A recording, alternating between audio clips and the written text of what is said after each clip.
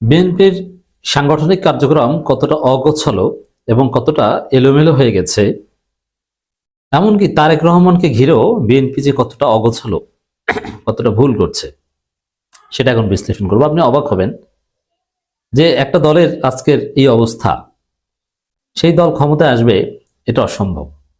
ক্ষমতায় আসতে হলে সেই দলকে সুশৃঙ্খল হতে হয়, সমস্ত কার্যক্রমগুলো সুনিপুণভাবে করতে হয়, কিন্তু বিএনপির মধ্যে এগুলোর কোনো ছাপ নেই। সবকিছু এলোমেলো এবং অগোছালো। এমনকি তারেক রহমান, খালেদা জিয়া, এদেরকে ডিল করতেও বিএনপি ব্যর্থ। খালেদা জিয়ার মৃত্যুকেও ঠিকভাবে জনগণের আবেগ, অনুভূতি, বাংলাদেশের বাংলাদেশি মুসলমান কালচার অথবা বাঙালি মুসলমান সংস্কৃতি, বাঙালি শব্দটি এখানে বাংলাদেশিদের ক্ষেত্রে ব্যবহার করতে আমার আপত্তি আছে, বোঝানোর জন্য বলছি।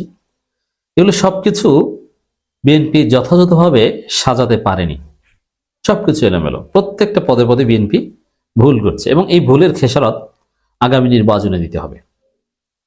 দর্শক, এমনকি আপনারা দেখেছেন যে তারেক রহমান বাংলাদেশে আসার পর 300 ফিটে তার যে সংবর্ধনা অনুষ্ঠান, সেখানে নাম ঘোষণা, এখন বক্তব্য রাখবেন অমুকে, এগুলো এলোমেলো হয়ে যায়। এগুলো পরাজয়ের লক্ষণ। পরাজয়ের আগে এভাবে পদে পদে লাঞ্ছনার শিকার হওয়া, ভুল করা, এটাই বাস্তব। আপনার ডাকসু নির্বাচনে ছাত্র দলের ভূমিদশ পরাজয়ের আগে আপনারা দেখেছেন যে পদে পদে ভুল করত, এবং এই ভুলগুলো হচ্ছে তারা যে হতাশ, তাদের মাথা যে ঠিকভাবে কাজ করছে না, কি করবে কি করবে না, তার একটা প্রমাণ। ডাকসু নির্বাচনে আপনারা দেখেছিলেন ছাত্রদল নারীদের পক্ষে শিবিরের বিরুদ্ধে প্রোগ্রাম করে যে শিবির নারী বিদ্বেষী, নারীদেরকে শিবির স্লাট শেমিং করে, এই সেই নানান কিছু।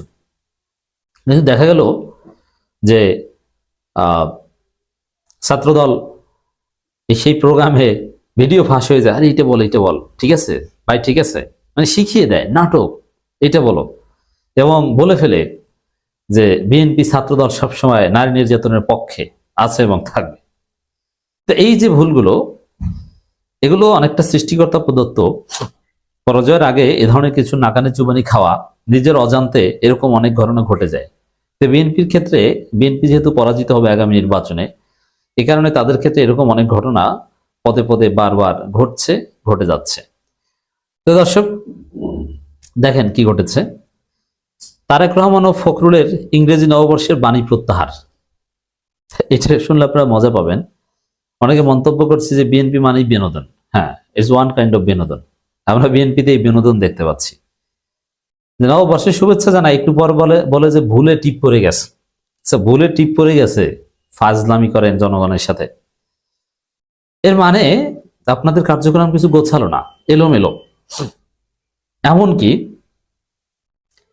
আপনি দেখেছেন যে গুলশানে চেয়ারপারসন কার্যালয়ে বিএনপির যে, এখন অবশ্য তারেক রহমানকে ভারপ্রাপ্ত বলার সুযোগ থাকবে না, তিনি স্থায়ী চেয়ারপারসন হয়ে যাবেন, কিন্তু কিভাবে, কোন প্রক্রিয়ায় তারেক রহমান ভারপ্রাপ্ত থেকে পার্মানেন্ট বা ভারমুক্ত হন, এটা দেখার বিষয়। যে বিএনপি আদৌ কোনো কাউন্সিল করতে পারে কি পারে না, যে দলের মধ্যে কোনো গণতন্ত্র নাই, দলের চেয়ারপারসন তারেক রহমান কিভাবে হয়েছেন, সেটাই হবে একটা অগণতান্ত্রিক পরিবারতন্ত্রের প্রক্রিয়া। এটা নিয়ে প্রশ্ন উঠবে। যাই হোক, আমরা অপেক্ষায় যে আসলে বিএনপি কোন প্রক্রিয়ায় তারেক রহমানকে ভারমুক্ত করে, কাউন্সিল সহ না অটো পরিবারতন্ত্রের আবদারের ফলে, এটা দেখার অপেক্ষায় আছি। তো এখানে তার শোক অনুষ্ঠানে, শোক বই স্বাক্ষর অনুষ্ঠানে ফয়জুল করিম আর মির্জা ফখরুল এরা আতর নিয়ে হাসাহাসি করেন। এমনকি শহীদুদ্দিন চৌধুরী এনিদেরও দেখলাম হাসাহাসি করেন। এই জিনিসগুলো খুব দৃষ্টিকটু। এগুলো যদি বিএনপি যদি গোছালো সংগঠন হতো, তাহলে এই ধরনের ঘটনা ঘটতো না। সাপোজ খালেদা জিয়ার শেষকৃত্যকে কেন্দ্র করে যে একটা মহাকর্মযজ্ঞ, এটা জামাতকে ডিল করতে দেন, একটা প্রশ্ন করার সুযোগ আপনি পাবেন না। জামাত মহাসমাবেশ করেছে ঢাকায়, কোনো প্রশ্ন তোলার সুযোগ সেখানে ছিল না। বরং সবাই ইমপ্রেসড যে এত সুন্দর প্রোগ্রাম করতে পারে জামাত, জামাতের শৃঙ্খলা দেখে ইমপ্রেসড, আর বিএনপিকে গালাগালি করে। তো এই খবরটা একটু আপনাদেরকে শোনাই যে বিএনপি যে কতটা অগোছালো, এবং এই অগোছালো অবস্থা তাদের পরাজয়ের আলামত, সেটা বুঝবেন। ইংরেজি নববর্ষ উপলক্ষে দেওয়া বিএনপির ভারপ্রাপ্ত চেয়ারম্যান তারেক রহমান ও দলের মহাসচিব মির্জা ফখরুল ইসলাম আলমগীরের শুভেচ্ছা বাণী প্রত্যাহার করে নিয়েছে বিএনপি। আচ্ছা, আপনি যদি প্রত্যাহারই করে নেবেন তাহলে শুভেচ্ছা বাণীটা দিলেন কেন? এর মানে যে এবছর এই শোকের মধ্যে নববর্ষের কোনো শুভেচ্ছা চলবে না, এটা আপনি ঠিকভাবে ডিসাইড করতে পারেননি। যখন গণমাধ্যমে চলে গিয়েছে তারপরে অনেকের গালাগালিতে টনক নড়েছে। এইভাবে একটা সংগঠন চলতে পারে না। এভাবে ডিসিশন নিলে জনগণের গালি খেয়ে পোস্ট এডিট করতে বা পোস্ট সরিয়ে নিতে হলে, স্টেটমেন্ট সরিয়ে নিতে হলে সেই দল ক্ষমতায় যেতে পারে না। তো বিএনপিতে এরকম অনেক ঘটনা আছে যে উল্টাপাল্টা কাজ করে, জনগণের গালি খেয়ে একটু পরে পিছু হটে। আপনি দেখেছেন যে রুহুল কবির রিজভী, এদের জ্ঞান কতদূর। এআই দিয়ে পোলাপান মজা করে, যদিও ছাত্র দলে পোলাপান, এটা মজার জন্যই করেছে। সেই শুটার মাসুদ এবং উসমান হাদির শুটার এবং সাদিক কায়েম এর চা খাওয়ার ছবি বানিয়েছে। রুহুল কবির রিজভী ওইটা রাজনৈতিক ময়দানে বক্তব্য দিয়ে সাদিক কায়েমের বিচার চাচ্ছে এবং জামাতকে দায়ী করছে। তাহলে জামাতকে দায়ী করার যে বিএনপির ভিত্তি, সেটা কতটা এআই নির্ভর দেখছেন। রুহুল কবির রিজভীরও এই ভুল করেন, তারপরে ক্ষমা চান। মির্জা ফখরুল ইসলাম আলমগীর, এসি বিস্ফোরণে একজন নিহত হয়েছিল গত বছর রমজানে, ওইটাকে বিএনপি বলছে, মির্জা ফখরুল আনুষ্ঠানিক বিবৃতি দিয়ে বলছে এসি বিস্ফোরণ না, বোমা হামলা।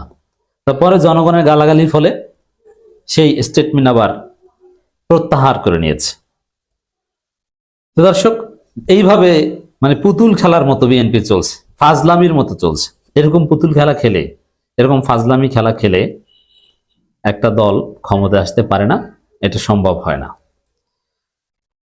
বুধবার মধ্যরাতে গণমাধ্যমে পাঠানো একটি ইমেইলে বিএনপির সিনিয়র যুগ্ম মহাসচিব রুহুল কবির রিজভী জানান, 31 ডিসেম্বর সন্ধ্যার পর অনিচ্ছাকৃত ভুলের কারণে তারেক রহমান ও মির্জা ফখরুল ইসলাম আলমগীর ইংরেজি নববর্ষের বাণী গণমাধ্যমে পাঠানো হয়েছে। অনিচ্ছাকৃত এই ভুলের জন্য আমরা দুঃখ প্রকাশ করছি। দেখেন, এটা যে একটা বাটপারি স্টেটমেন্ট, তার প্রমাণ হচ্ছে তারেক রহমান এবং মির্জা ফখরুলের পক্ষ থেকে নববর্ষের শুভেচ্ছা জানানোর যে বিবৃতি, এটা তো আপনারা লিখেছেন, তৈরি করেছেন, ক্রস চেক করেছেন, বানান চেক করেছেন, দেন গণমাধ্যমে পাঠিয়েছেন, সবাই প্রচার করেছে, তারপরে মধ্যরাতে বলছেন যে এটা প্রত্যাহার করলাম, অথচ প্রচার হয়ে গেছে। এর মানে আপনার তো সব এলোমেলো করে ফেলেছেন, মাখিয়ে ফেলেছেন, এরপরে প্রত্যাহার করলে কাজ হবে? হবে না। আপনি ঠান্ডা মাথায় বসে বসে বিবৃতি লিখেছেন, শুভেচ্ছা বাণী লিখেছেন, যদিও এগুলোর ফরম্যাট তৈরি করা থাকে, তারপরে আপনি জাস্ট শালটা ঢুকিয়ে দিয়েছেন, এই তো। তখন মনে হয়নি যে না, এটা ঠিক না, যখন ফরম্যাট তৈরি করেছেন অথবা এডিট করেছেন। আর এখন এসে মনে হলো যে এটা প্রত্যাহার করা দরকার। এটা অনিচ্ছাকৃতভাবে ভুল, নেবার। এটা হচ্ছে মিথ্যা কথা, যে অনিচ্ছাকৃত ভুল। এই ভুলের জন্য আমরা দুঃখ প্রকাশ করছি এবং কেউ এগুলো প্রচার করবেন না, বিশেষ করে খালেদা জিয়ার শোকের কারণে এটা প্রচার করবে না। এখন এটাকে অনিচ্ছাকৃত ভুল না ইচ্ছাকৃত ভুল? ইচ্ছাকৃত ভুল, জনগণের গালি খেয়ে তারপরে সরিয়ে নিচ্ছে।